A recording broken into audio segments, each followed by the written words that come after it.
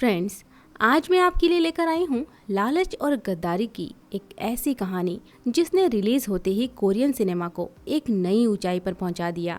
2016 में रिलीज्ड इस award winning movie का नाम है द हैंडमेडन। कहानी की शुरुआत कोरिया के एक छोटे से गांव से होती है। हम देखते हैं कि सुखी नाम की एक गरीब लड़की अपने परिवार को छोड़कर कोरिया के सबसे अमीर आदमी कोजुकी के यहाँ काम पे जा रही है। वहीं कोजुकी की अमीरी की सबसे बड़ी वजह है उसके सोने के खजाने, जो उसे अपने देश कोरिया से गद्दारी करने की वजह से जापान से मिली थी। कोजुकी बहुत ही आलीशान महल में रहता है, लेकिन कोरियन होने के बावजूद भी उसे जापानीज तौर तरीके और सभ्यता से बहुत लगाव था। इस बात का सबूत उसका जापानीज स्टाइल का घर है, जहाँ जापानीज तौर तरीके आसानी से देखा जा सकता है। उधर कई घंटों का सफर तय करने के बाद सुखी कोजुकी के महल में पहुंची। यहाँ उसका काम कोजुकी की भतीजी हिडेको का ख्याल रखना है, क्योंकि वो जल्द ही वहाँ की रानी बनने वाली थी। सुखी को वहाँ के तौर तरीके बताने के बाद हिडेको के कमरे के बगल में एक छोटे से कमरे में रहने के लिए जगह दे दी गई। उस रात सोते समय अचानक सुखी को हिडेको के चिल्लाने की आवाज़ सुनाई दी। सुखी भागते हुए हिडेको के रूम में पहुंची। वो देखती है कि हिडेको अपने रूम में ही पागलों की तरह इधर उधर भाग रही है। दरअसल वो किसी भयानक सपने की वजह से बहुत घबरा गई है। सुखी उसे संभालती है और उसे दोबारा सुला देती है। कुछ साल पहले हिडेको ने अपनी मासी यानी कोजुकी की पत्नी को अपने सामने ही पेड़ पर लटक कर जान देते हुए देखा था। छोटी हिडेको के दिल में ये किसी भयानक सपने की तरह बस गया और तभी से उसका इस तरह के भयानक सपने से नींद में चिल्लाना आम हो गया। अगली सुबह महल के बाकी नौकर नई आई सुखी के साथ मजे करने लगते हैं। उनसे बातों के दौरान सुखी को पता चलता है कि जब हिडेको 5 साल की थी तब उसके माता पिता चल बसे थे। उसके बाद से वो अपने अंकल के घर आ गई। यहाँ उसे किसी भी चीज़ की कोई कमी नहीं है। कमी है तो बस आज़ादी की, जो उसे इन 4 दीवारों के बाहर ही मिल सकती है। यहाँ उसका दम घुटता है। यहाँ उसके पास एक ही काम है, अपने अंकल के पास जाकर उनकी किताबें पढ़ना और उन्हें पढ़कर सुनाना, क्योंकि अंकल कोजुकी को किताबों से बेहद प्यार है। खैर, उधर हिडेको सुखी को अपने रूम में बुलाती है, लेकिन वो उसके पैरों में एक ही जूता देखकर समझ जाती है कि ये कारनामा किसी और का नहीं बल्कि उसके बाकी नौकरों का है। सुखी हिडेको को एक लेटर देती है जो कि उसको यहाँ भेजने वाले ने भेजा था, जिसमें उसने सुखी की बहुत तारीफें की थी। ये लेटर पूरी तरह से जापानीज लैंग्वेज में था। हिडेको सुखी को बोलती है, क्या तुम मुझे ये लेटर पढ़ के सुना सकती हो? सुखी बिना सोचे समझे हाँ में सिर हिलाती है, लेकिन जल्द ही हिडेको समझ जाती है कि सुखी को बिल्कुल भी पढ़ना लिखना नहीं आता। हिडेको उसे बोलती है कि तुम्हें मुझसे झूठ बोलने की कोई ज़रूरत नहीं है। मैं तुमसे सिर्फ वफादारी की उम्मीद करती हूँ। बाकी लिखना पढ़ना तो मैं खुद ही तुम्हें सिखा दूंगी। इसके बाद वो सुखी को अपने शुरैक के पास लेकर जाती है, जहाँ ढेर सारे जूते रखे थे। वो सुखी को वहाँ से अपने लिए एक जोड़ी जूते उठाने के लिए बोलती है। जूते लेकर सुखी खुशी खुशी वहाँ से चली जाती है। जल्द ही सुखी अपनी समझ, अपनी सूझबूझ और केयरिंग नेचर की वजह से हिडेको का दिल जीत लेती है। अब वो अपना ज्यादातर समय उसी के साथ ही बिताती है।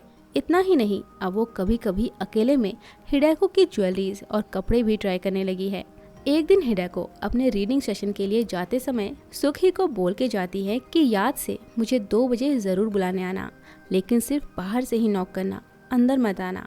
नई आई सुखी को वहाँ के कड़े नियमों के बारे में ज़्यादा पता नहीं था। वो भागते हुए उसके पास पहुँची और नॉक करने के बजाय वो रूम में दाखिल होने ही वाली थी कि अंकल कोजुकी उसे डांटते हुए बाहर ही रोक देते हैं, क्योंकि इस रूम में किसी का भी आना उन्हें पसंद नहीं है।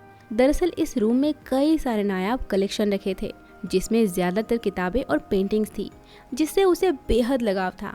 अंकल कोजुकी ने अपने इस महल को इस तरह बनवाया था कि इस पर ज़रा भी धूप ना पड़े, ताकि उनकी किताबें और पेंटिंग्स बिल्कुल नई जैसी रहे। उन्हें अपने कलेक्शन से तो प्यार था ही, साथ ही उन्हें अपनी हर एक चीज़ अनुशासन में पसंद है। इस रूम में सिर्फ और सिर्फ हिडेको को ही आने की इजाज़त है, इसीलिए हिडेको रोज़ कोजुकी के पास जाती है और उसे नई किताबें पढ़कर सुनाती है। लेकिन इन किताबों को पढ़कर वो इतनी परेशान हो चुकी थी कि जब भी वो अपने रूम में वापस आती तो उसे उल्टियाँ शुरू हो जाती। पर सुखी के आने के बाद से उसकी ज़िंदगी में एक नई रोशनी आ गई। सुखी उसका बहुत ध्यान रखती है। दोनों साथ में समय बिताते हुए एक दूसरे के काफ़ी करीब आ गई हैं। एक दिन हिडेको को पेंटिंग सिखाने के लिए फुजीवारा नाम का एक आदमी आता है।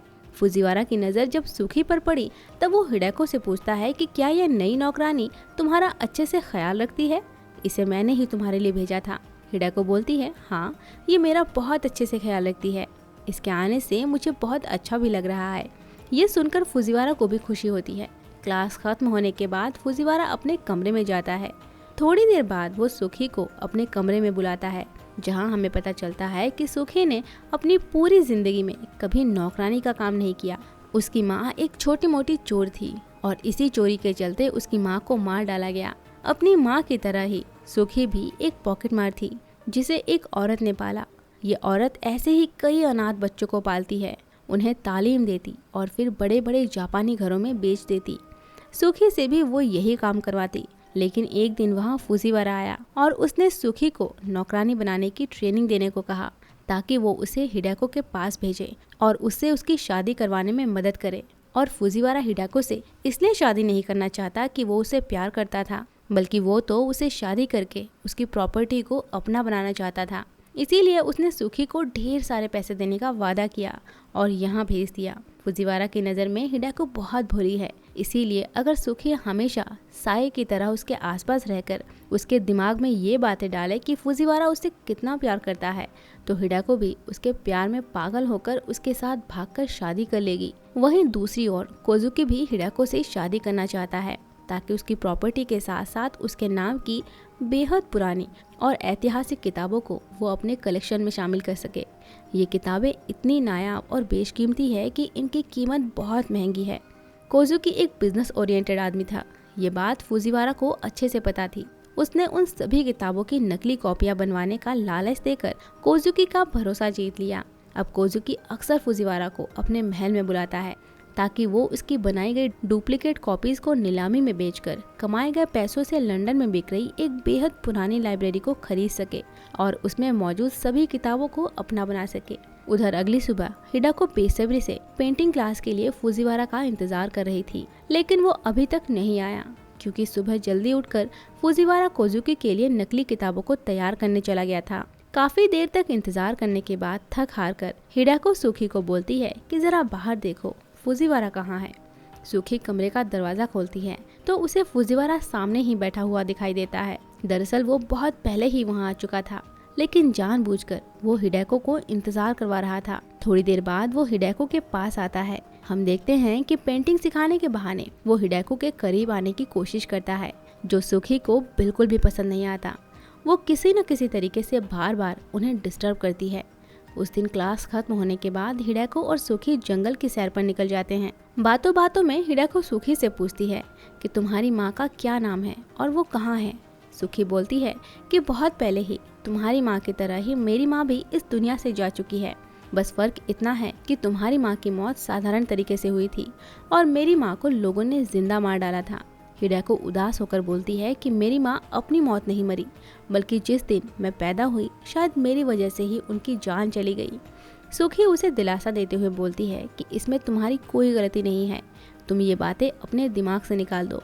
सुखी की ये बातें सुनने के बाद हिडेको को काफ़ी अच्छा महसूस होता है। उसी शाम जब सुखी अपना काम खत्म करके घर के अंदर पहुंची, तब उसने देखा कि फुजीवारा हिडेको के करीब आने की कोशिश कर रहा है, जिसे देख के सुखी को बहुत बुरा लगता है। अगली सुबह जब फुजीवारा और हिडेको क्लास के लिए जंगल में जा रहे थे, तब सुखी भी उनके पीछे पीछे जाती है। फुजीवारा चालाकी से सुखी को कलर लाने के लिए वापस महल भेज देता है ताकि उसे हिडेको के साथ थोड़ा ज्यादा समय मिल सके। सुखी को भी मामला समझने में ज्यादा देर नहीं लगी। वो भागते हुए महल जाती है और जब कलर लेकर जल्दी से वापस जंगल आती है, तब वो हिडेको को फुजीवारा की बाहों में किस करते हुए देख हैरान हो जाती है। एक तरफ जहाँ फुजीवारा का प्लान कामयाब होने की राह पर था, तो वहीं दूसरी तरफ सुखी और हिडेको को भी एक दूसरे का साथ बहुत पसंद आ रहा था। ऐसे में आज फुजीवारा और हिडेको को साथ देख के वो जोर से चिल्ला पड़ी और अगले ही पल वो वहाँ से भाग गई। इस बात से सुखी इतनी ज़्यादा परेशान हो गई कि उस रात उसे नींद तक नहीं आ रही थी। वो अपने आप को बस यही समझाती रही कि उसे हिडेको को भूल जाना चाहिए और अपने पैसों पर ध्यान देना चाहिए। इसी बीच अचानक हिडेको उसके रूम की घंटी बजाती है, यानी कि वो उसे बुला रही है, लेकिन सुखी उसे नज़रअंदाज कर देती है। फिर भी हिडेको बार बार घंटी बजाती है। अंत में सुखी हिडेको के पास चली जाती है, हिडेको सुखी को अपने पास सोने के लिए बोलती है और खुद दूसरी तरफ करवट लेकर बोलती है कि फुजीवारा ने आज उसे प्रपोज किया और हाँ कहने के अलावा उसके पास और कोई ऑप्शन नहीं था, क्योंकि सिर्फ वही है जो उसे यहाँ से आज़ाद कर सकता है। सुखी को उसकी मजबूरी पर बहुत तरस आ गया, इसीलिए उसने पुरानी बातें भुला दी। इसके बाद बातों बातों में सुखी हिडेको को समझाती है कि आप बहुत भोली हैं, आपको नहीं पता कि दुनिया कैसी है, ज़रूरी नहीं कि सब कुछ जैसा दिखाई देता है वैसा ही हो। हिडेको बोलती है, तो तुम मुझे समझाओ ये दुनिया कैसी है और मर्द क्या चाहते हैं। इसके बाद सुखी हिडेको के करीब आने लगती है और दोनों इंटीमेट होने लगती है और एक दूसरे से प्यार का इजहार भी करती हैं। अगली सुबह फिर से फुजीवारा हिडेको को क्लास देने आता है और दोबारा उसके करीब आने की कोशिश करता है, जिसे देखकर सामने बैठी सुखी उसे घूरने लगती है। इससे फुजीवारा थोड़ा अनकंफर्टेबल फील करता है, इसीलिए वो सुखी को पैसे का एक सिक्का थमाकर वहाँ से कुछ देर के लिए जाने को बोलता है, लेकिन सुखी बाहर जाने से मना कर देती है और बोलती है कि यहाँ मेरा काम हिडेको के साथ रहना है, इसीलिए मैं उसे अकेला नहीं छोड़ सकती। इस बात से नाराज फुजीवारा बाद में सुखी को बहुत डांटता है, क्योंकि उसकी वजह से आज उसका काम होते होते रुक गया। वो आगे बोलता है, तुम्हें मैंने यहाँ अपना काम बनाने के लिए भेजा है और तुम हो कि मेरा काम बिगाड़ने पे तुली हो। सुखी बोलती है, तुम तो उससे शादी करना चाहते हो ना, फिर इस तरह से मासूम हिडेको का फायदा मत उठाओ। उसी दिन हम देखते हैं कि लंदन की पुरानी लाइब्रेरी को खरीदने के सिलसिले में अंकल कोजुकी एक हफ्ते के लिए जापान जा रहे हैं, लेकिन जाते जाते वो हिडेको को बेसमेंट की बातें याद दिलाना नहीं भूले। बेसमेंट की बात याद करते ही हिडेको कांप उठी। उसी शाम हिडेको सुखी को बोलती है कि फुजीवारा मुझसे शादी करना चाहता है, तुम्हें क्या लगता है मुझे हाँ कर देनी चाहिए, जबकि मुझे किसी से भी प्यार नहीं है। सुखी बोलती है, हाँ तुम उससे शादी कर लो, वो बेहद अच्छे इंसान है। लेकिन ये सुनते ही हिडेको को गुस्सा आ जाता है और वो सुखी को एक तमाचा मारकर अपने रूम से बाहर निकाल देती है, क्योंकि उसे लगता था कि सुखी उसे प्यार करती है, लेकिन वो ये जवाब देगी उसने सोचा भी नहीं था। इस बात से दुखी होकर सुखी अपने रूम में बैठकर रोने लगती है। वहीं हिडेको भी इस बात से इतनी अपसेट हो गई कि रस्सी निकाल के उसी पेड़ से लटक के अपनी जान देने चली गई जहां उसकी मासी ने अपनी जान दी थी। लेकिन सुखी ने सही समय पर आके उसकी जान बचा ली। साथ ही उसे ये भी बताया कि फुजीवारा से उसे शादी नहीं करनी चाहिए, वो भी उसका फायदा उठाना चाहता है और शादी के बाद वो उसे पागल खाने भेज देगा। लेकिन इतनी बड़ी बात सुनने के बाद भी हिडेको को कोई फर्क नहीं पड़ा। वो सुखी को बोलती है कि ये गेम मेरे साथ नहीं बल्कि तुम्हारे साथ खेला गया है, हम तुम्हें पागल खाने भेजने वाले थे।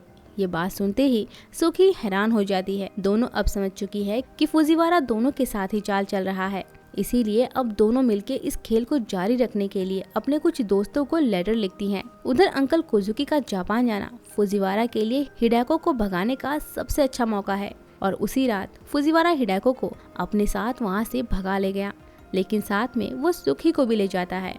वो लोग जंगल के किनारे बसे एक छोटे से गांव में जाकर जापानीज तौर तरीके से शादी कर लेते हैं। अगले दिन हिडेको और सुखी को वहीं पे छोड़ के फुजीवारा महल जाकर घर के सारे पैसे और हिडेको की सारी बेशकीमती ज्वेलरीज लाकर सुखी को सौंप देता है और उसे बोलता है कि अब हमारा काम पूरा हो चुका है, 1-2 दिन में पागल खाने से कुछ लोग आएंगे, तुम्हें बस उनके सामने हिडेको के पागल होने की गवाही देनी है।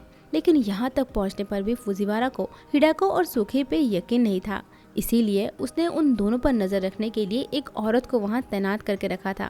एक दिन वहाँ पागल खाने से 2 लोग आते हैं। अपनी डील के तहत सुखी उन्हें बता देती है कि हिडेको पागल है और फिर अपने मैरिज को रजिस्टर करने के बाद हिडेको और सुखी को लेकर फुजीवारा पागल खाने पहुँचता है। पूरे रास्ते सुखी हिडेको को लेकर परेशान थी। कहीं ना कहीं उसे लग रहा था कि वो गलत कर रही है। वो ये अच्छे से जानती है कि आज हिडेको से उसकी आखिरी मुलाकात है, इसके बाद वो पागल खाने में हमेशा हमेशा के लिए कैद हो जाएगी। ये सोचते सोचते वो पागल खाने तक पहुंच गए और फुजीवारा और हिडेको के प्लान के तहत पागल खाने से कुछ लोग आके हिडेको की जगह सुखी को पकड़ कर ले जाते हैं। सुखी चिल्लाने लगती है, उनसे मदद की गुहार लगाने लगती है, लेकिन किसी ने भी उसकी एक ना सुनी। दूर खड़े हिडेको और फुजीवारा उसे बस देखते ही रहे। दरअसल उन्होंने सुखी को हिडेको बताकर पागल बना दिया। फ्लैशबैक में हम हिडेको का बचपन देखते हैं, जब उसके पिता की मौत हो गई थी और उसे अंकल कोजुकी के घर छोड़ दिया गया था, जहां कोजुकी उसका मानसिक और शारीरिक दोनों तरह से उत्पीड़न किया करता था। वो इतना क्रूर था कि अपनी पत्नी तक को नहीं छोड़ता था। उल्टा उसे अडल्ट कहानियाँ सुनाता था।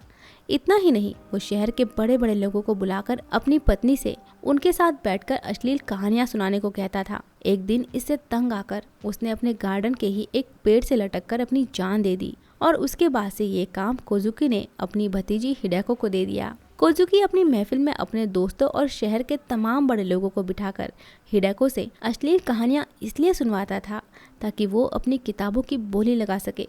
हिडेको की खूबसूरती और मधुर आवाज़ का जादू ऐसा था कि कोजुकी के कस्टमर्स उस पर अपनी जान छिड़कते थे, जिसके चलते उसकी किताबें बहुत अधिक दामों पर बिक जाती। इन्हीं कस्टमर्स में फुजीवारा भी एक था। उसने हिडेको की मजबूरी को भांपकर एक ऐसा षड्यंत्र रचा जिसकी बलि मासूम सुखी चढ़ गई। अपने प्लान के तहत फुजीवारा ने कोजुकी से दोस्ती कर उसके घर में आना जाना शुरू कर दिया। साथ ही साथ वो उसे बिजनेस करने के नए नए आइडियाज़ देता। इसी दौरान एक दिन उसकी मुलाकात हिडेको से हुई।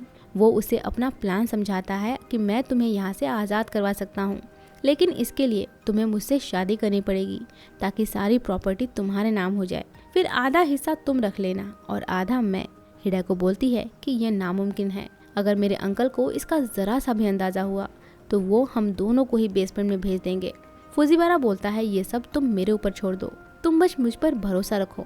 लेकिन बेसमेंट के नाम से ही हिडेको की रूह कांप जाती है।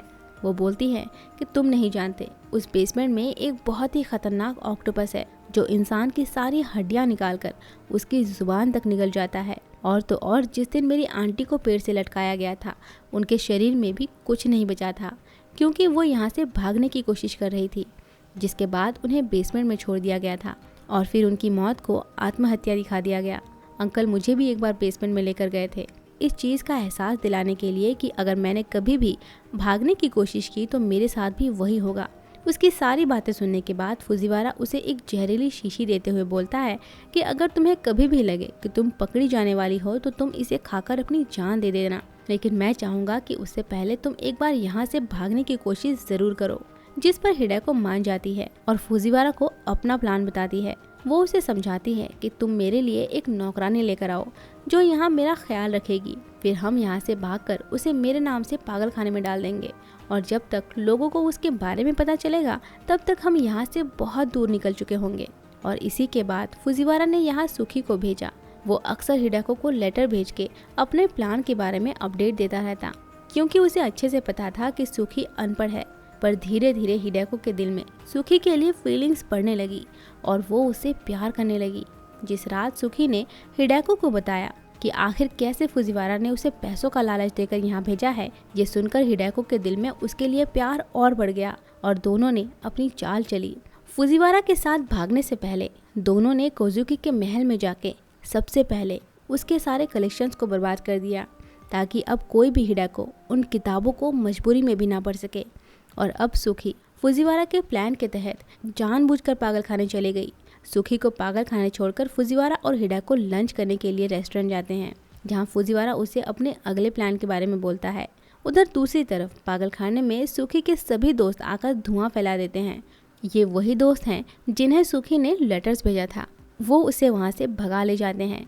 उसी शाम जब फुजीवारा हिडेको के करीब आने की कोशिश करता है तब वो उसकी ड्रिंक में उसकी दी हुई नशीली दवाई मिला देती है, जिससे फुजीवारा वहीं पर बेहोश होकर गिर जाता है। अब रातों रात हिडेको सारे पैसे लेकर वहां से निकलकर दोबारा सुखी के पास पहुंच जाती है। हिडेको को सामने देखकर सुखी उसे कस के गले लगा लेती है। वहीं दूसरी तरफ जब फुजीवारा को होश आता है तब उसे अपने सामने कोजुकी के आदमी नजर आते हैं। वो उसे पकड़ के कोजुकी के पास ले जाते हैं। अब फुजीवारा उसी बेसमेंट में बैठा है जिसका जिक्र अक्सर हिडेको किया करती थी। यहाँ कोजुकी उसे बुरी तरह टॉर्चर करते हुए पूछता है कि तुमने तो हिडेको से शादी की थी, तो तुम अपनी फर्स्ट नाइट के बारे में मुझे डिटेल में बताओ। फुजीवारा समझ चुका है कि अब उसके बचने की कोई उम्मीद नहीं है, इसीलिए वो कोजुकी से अपनी सिगरेट मांगता है, क्योंकि दर्द की वजह से उसका दिमाग ठीक से काम नहीं कर रहा है और सिगरेट पीने से वो अपनी फर्स्ट नाइट के बारे में डिटेल में बता पाएगा। ये सुनते ही कोजुकी उसे सिगरेट पीने के लिए दे देता है। फुजीवारा अपने खून से लथपथ हाथ से सिगरेट पीते हुए अपनी फर्स्ट नाइट के बारे में डिटेल में बोलता है। वही फ्लैशबैक में हमें पता चलता है कि हिडेको कभी फुजीवारा के करीब आई ही नहीं थी, बल्कि उसने कभी उसे छूने तक नहीं दिया। उधर सिगरेट से निकलता नीला धुआं बेसमेंट में फैल गया। फुजीवारा से कहानी सुनते सुनते कोजुकी समझ ही नहीं पाया कि कब उसे नशा हो गया और अगले ही पल वो ज़मीन पर गिर पड़ा। बेसमेंट में बचे हुए धुएं को फुजीवारा जोर जोर से अपनी सांस में भरने लगा, जिससे उसे भी इस दर्द से जल्द आराम मिल सके और वो चैन से मौत की गोद में सो सके। उधर सुखी और हिडेको भेष बदलकर कोरिया से भागने में कामयाब हो जाती है। कोरिया छोड़ते ही दोनों अपने असली रूप में आ गई। वहीं हिडेको अब बहुत खुश है, क्योंकि उसे अब अपने अंकल के लिए कोई अश्लील किताब नहीं पढ़नी पड़ेगी।